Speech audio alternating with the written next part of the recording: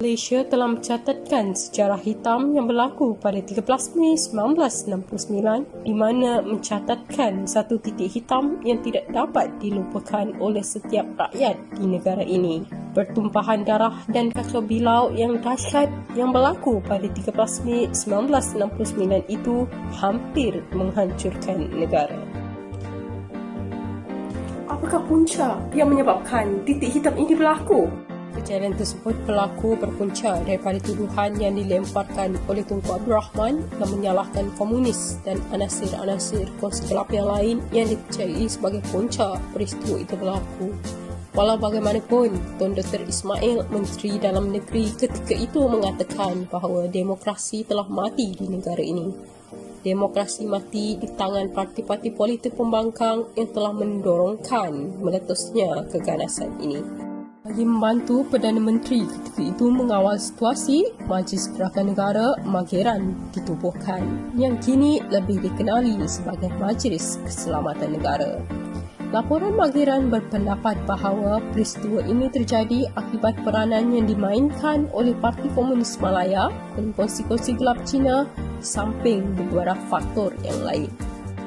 Walau apapun sebabnya, peristiwa 13 Mei merupakan satu krisis kaumat yang terbesar di negara ini yang melibatkan tiga kaum terbesar iaitu Melayu, Cina dan India. Pertelingkahan itu memakan korban yang besar iaitu seramai 196 orang mati dan 100 tragedi ini juga berkaitan dengan pilihan raya umum 10 Mei 1969. Pilihan raya umum 1969, Parti Perikatan yakni yang dianggotai oleh UMNO, MCA dan MIC gagal memperoleh majoriti 2/3 kerusi di Parlimen. Dan Parti Pembangkang telah memperoleh kejayaan dalam memenangi 25 buah kerusi di Parlimen. Namun bagaimanakah pilihan raya 1969 dengan peristiwa hitam 13 Mei ini saling berkaitan? Pembangkang yang memperoleh pencapaian gemilang dalam pilihan raya telah meraihkan kemenangan mereka dengan berarak pada 11 Mei 1969. Perarakan tersebut sebenarnya tidak bermotif untuk menimbulkan isu perkauman, namun terdapat segelintir pengikut perarakan, identiti mereka tidak dapat dikenal pasti, telah mengeluarkan slogan-slogan bersifat sensitif berkenaan isu perkauman semasa mengadakan perarakan di jalan-jalan raya sekitar Bandaraya Kuala Lumpur. Perarakan turut dijalankan pada 12 Mei 1969 di mana kaum Cina berarak menerusi kawasan Melayu melontar penghinaan hingga mendorong kepada kejadian tersebut. Pihak pembangkang yang sebahagian besar daripada kaum Cina dari Parti Tindakan Demokratik dan Gerakan Yang Menang mendapatkan permit polis bagi perarakan kemenangan melalui jalan yang ditetapkan di Kuala Lumpur. Walau bagaimanapun, perarakan melencong dari laluan yang ditetapkan dan melalui kawasan Melayu, Kampung Baru, menyorak penduduk di situ. Sesetengah penunjuk perasaan membawa penyapu, kemudian dikatakan sebagai simbol menyapu keluar orang Melayu dari Kuala Lumpur. Sementara yang lain meneriak slogan mengenai tenggelamnya kapal perikatan, iaitu logo perikatan. Ia berlarutan hingga ke 13 Mei 1969 sebelum Parti Gerakan mengeluarkan kenyataan meminta maaf pada 13 Mei di atas kelakuan penyokong mereka. Peristiwa di mana pihak pembangkang meraihkan kemenangan mereka secara berlebihan telah menimbulkan perarakan balas dari Parti Perikatan. Menurut laporan rasmi Mageran, kerusuhan terjadi akibat sekumpulan kaum Cina menghalang kaum Melayu untuk mengadakan perarakan balas dengan membaling botol-botol kaca pada kaum Melayu. Dalam rusuhan pertama tersebut, seramai 8 orang dari kaum Cina telah mati. Rusuhan berikutnya berlaku di panggung Odien.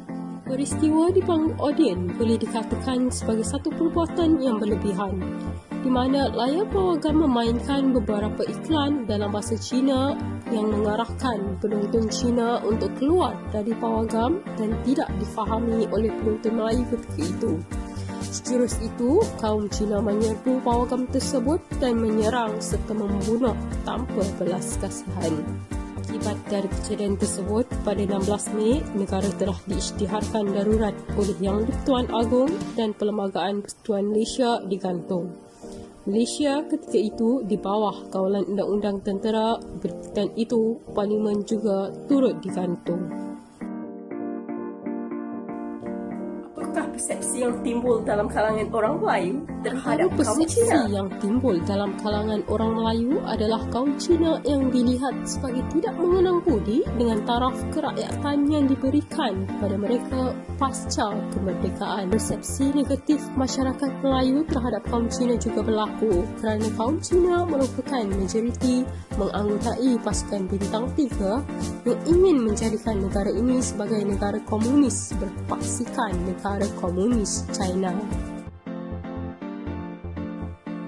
Apakah tindakan pihak kerajaan untuk membendung rusuhan dan sifat perkauman yang melampau daripada terus selain berlaku? Daripada penubuhan Majlis Gerakan Negara, prinsip rukun negara juga turut diperkenalkan untuk membendung semangat perkauman yang melampau. Pengenalan pada rukun negara kepada rakyat adalah untuk membentuk semangat perpaduan dan memberikan kefahaman rakyat terhadap perlembagaan negara. Selain itu, dasar ekonomi baru juga turut diperkenalkan untuk menghapuskan pengenalan kaum terhadap sebuah aktiviti ekonomi tertentu serta membasmi kemiskinan rakyat di negara ini.